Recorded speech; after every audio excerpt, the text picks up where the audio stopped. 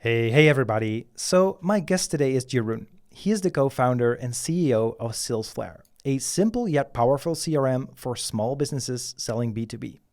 And in today's episode, we'll learn how to gain market share in a highly competitive market and how they grew to over 2,000 customers. So, Jeroen, are you ready to take us to the top? I'm ready. All right. So, first off, can you tell us a bit more about Salesflare? How would you describe it? Salesflare is a sales CRM made for small and medium-sized businesses who sell B2B. And what it mainly makes it different from other CRMs is that you'll actually use it.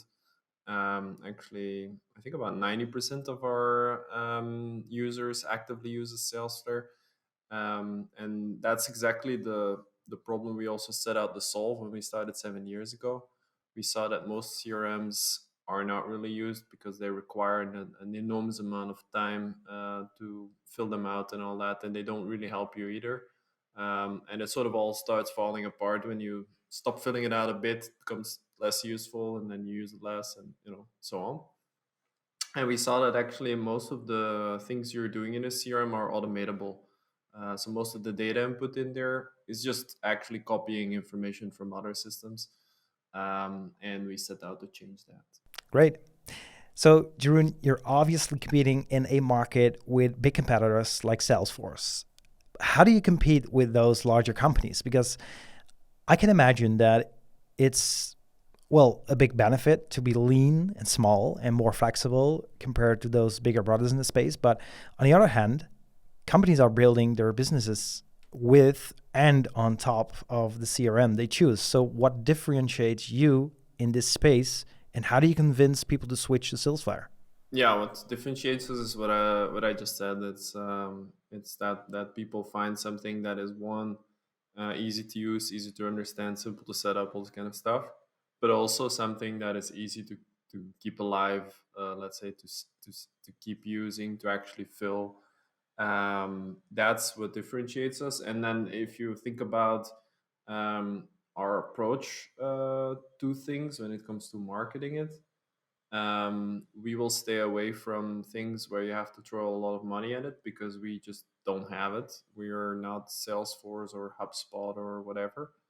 We don't have these huge resources, and we also don't price our product in such a way that we make a ton of money, which we can then uh, like for instance, like HubSpot earns 10 times more per customer per year than we do, which means that they can spend 10 times more on acquisition when it comes to paid channels. So that's a game we're never going to win.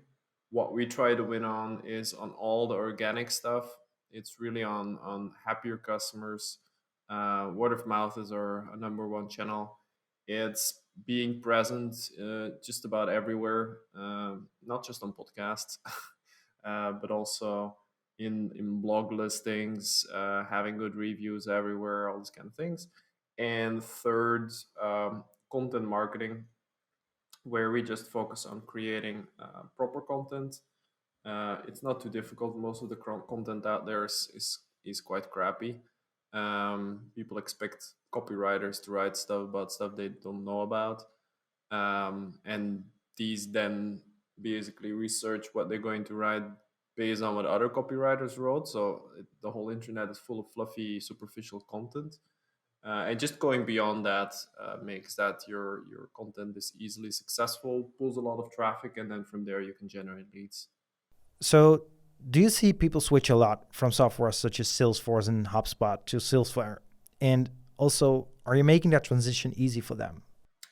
We do have a lot of, the mainly our larger customers. They often switch from Salesforce, or they have Salesforce in mind when they switch to Salesflare. They have this backdrop of frustrations. Then HubSpot, yes, a lot of people switch from HubSpot, and that's mainly because HubSpot offers this free CRM, and a lot of companies just jump on that without thinking too much. At some point, they figured that it's not as easy as they thought. One, it's a big system. Plus, it becomes insanely expensive if you actually want to properly use it, because the CRM might be free, but then the Sales Hub is quite expensive. Which actually, if you compare our system with HubSpot, we offer the CRM and the Sales Hub, which makes that if you make an honest comparison, we're actually way cheaper, which is not difficult because HubSpot is super expensive. But then if you really want to go, if you like want to profit from the offering that HubSpot offers, then you need to take the marketing hub as well and the service hub and the CMS stuff, and then it becomes really, really, really expensive. And at that point, a lot of smaller companies just switch for something that is less expensive and that also works better, is easier to use, that automates more, all these kind of things. All right, awesome. So back to you. How did you start the business? Take us back from idea to launch. We started the business 7 years ago when we came back from a big conference. Um, Basically, I had met my co-founder a few years before that in the Founder Institute. We were both working on our own companies. One day he calls me and he says, I still need a sales guy to join us to Vegas because we're going to a big IBM conference there. And I said, sure, why not? Let's do it. We had a really successful conference. Like we had 130 people who were actually interested in buying our software. Just the thing was from there, we had to make sure that we would close these leads into deals, which wasn't as easy as we thought, because we were talking to people in companies, specifically business intelligence people. The sales cycles turned out to be quite long and need a lot of follow up, and can't just follow up tens of leads based on your brain. We tried different systems to organize it, and we didn't find anything that really worked for us. Not because the software wasn't made for this purpose, wasn't beautifully designed or whatever. It was more because the software came with these expectations that we would fill it out diligently every step of the way. Like every moment we did something, we'd put in the CRM. Every time somebody copied in another person in the company, we would recognize that, put them as an extra contact in the CRM. If they would share contact details with us, we put that in the CRM. We would look up data in other places, put that in the CRM. And that was just not sustainable for us. And at some point, we figured that actually all of the work we were doing was automatable, because the information was, for instance, in our email system, it was in our calendar, it was in our phone, it was in these company databases, social media, email tracking, web tracking, all those kind of things. And we could just build a system that would automate it for us. And we immediately realized also that was a bigger problem than just our problem. That actually the reason why people hate CRM, like if you talk to salespeople and you mention the word CRM, they're not very likely to react positively. That this is actually the issue. The issue is that it requires an enormous amount of work, and it then that is required to really make it work for you, to make it useful, which in most cases doesn't work. And then it turns into some kind of system where your manager is looking over your shoulder and try to control you, which no salesperson likes. So really fixing that balance between input and output is something we set out to do. So, as the founder and CEO, what is your most valuable lesson up to this point? I would say assembling your team is the most important thing. And any small mistake you make there has a big impact. There was a time when we wouldn't select very well, and I remember hiring, for instance, someone, and then being stuck with that decision. You know, in the beginning, you wonder like, is this person going to fit in the culture, and is the impact they're going to have on our culture, is it going to be, I mean, serious or not? And then you also try to get them to a level where they perform and where you actually uh, get the value out of employing them, let's say. And that you don't see that happening. And then is this sort of tension where you try to make it work, and you put an enormous amount of energy and time in that, and there's a lot of stress, but you don't see it happening, and then the question is where you make the cutoff, where you fire that person, and that is an extremely stressful period. It's something where you lose a lot of money, where it creates a lot of stress for you, for the whole team. So these are really, really important decisions, and we take them way more seriously now. We will involve multiple people in the selection first of all to have that culture fit better. We will try to work together before employing someone on a little project. It's easier for with developers than with some other roles. We will also check whether people write in a clear way, because it's the most important way of communication we have, is writing stuff, whether that's in Slack or it's issues in GitHub or it's external communication to customers through support chat or whatever. A lot of it is written, and if you cannot write in a clear way, then that's a huge loss of time. Um, and what else? We also check references, of course, but there you need to dig deeper than the first compliments that people give, because references are usually people who are positive about the person. So, Yeah, makes sense.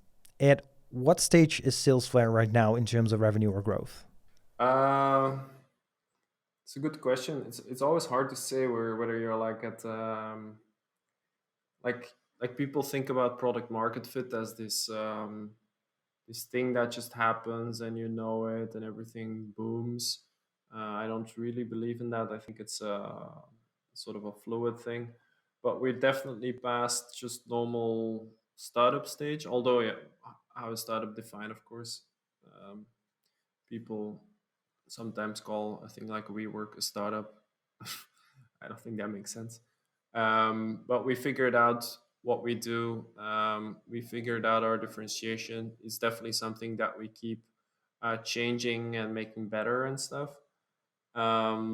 We have over 2,000 companies using our software actively.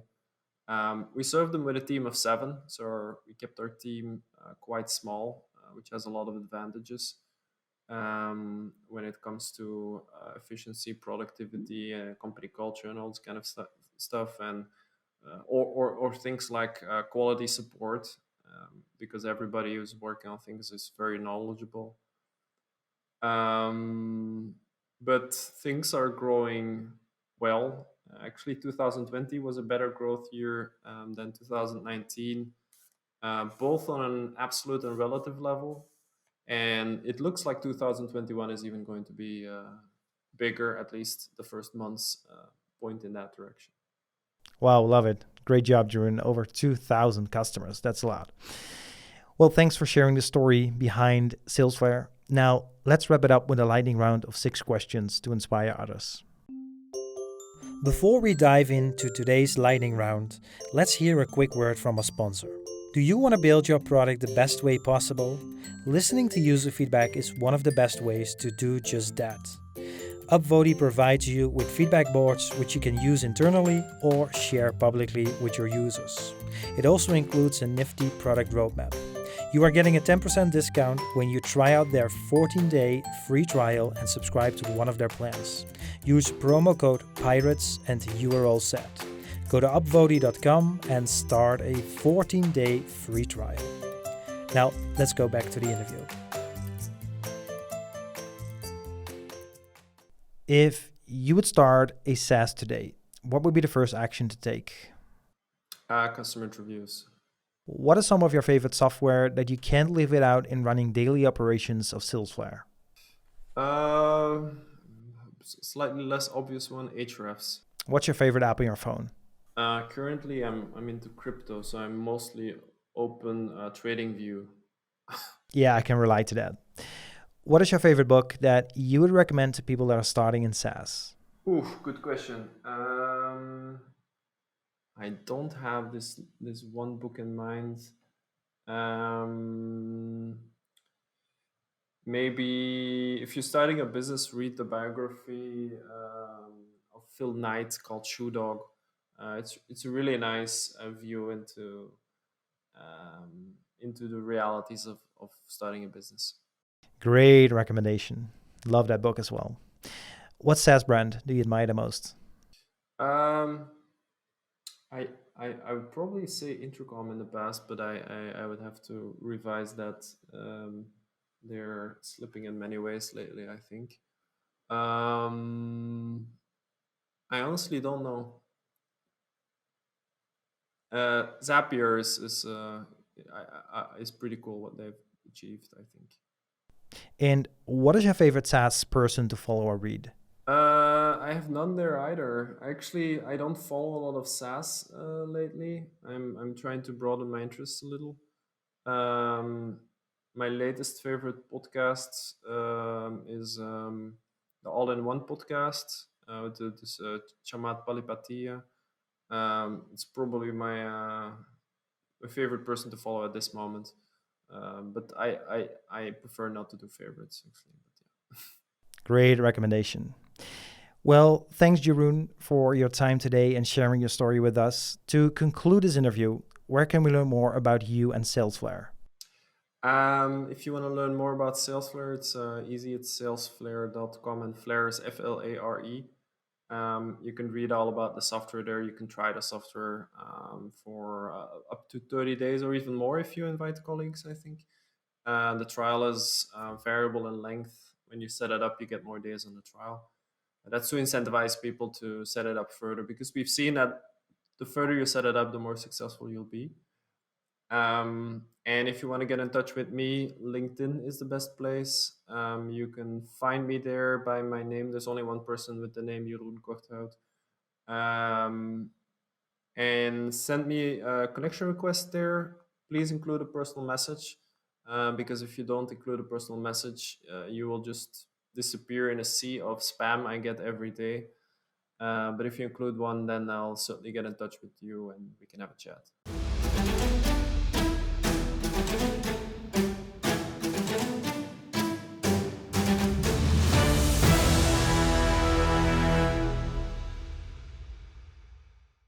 Thanks for listening to this awesome episode of the SaaS Pirates podcast. You can find us on all of your favorite podcast apps as well as on YouTube, where you'll find these episodes recorded in video. Also, if you're into SaaS, come and join the SaaS Pirates Facebook group. We would love to have you on board. As always, if you enjoyed this episode, please give us a review. It'll help us reach more people like yourself. Without further ado, till next time, take care.